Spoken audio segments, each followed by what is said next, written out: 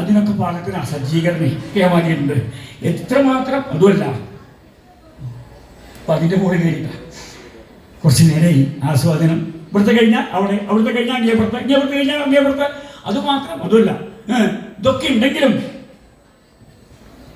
യോഷിതാംഗീതം, യോഷിത്തുക്കളുടെ ഗീതാലാപനം എന്ന് വെച്ചാൽ ഗീതാലാപനം എന്ന് മാത്രം പറഞ്ഞാൽ പോലെ ഗീതാലാപനം ഇവിടെ വന്നപ്പോൾ തന്നെ ഗീത ഇങ്ങനെ കേൾക്കുന്നുണ്ട്. ആ അക്ഷരങ്ങളും ഉണ്ടാവില്ല, ശുദ്ധി ഉണ്ടാവില്ല, അതിങ്ങനെ പറയുന്നത് എനിക്കും കേട്ടപ്പോൾ കുറച്ച് ദിവസം നോക്കിയിട്ടില്ല എന്നല്ലോ.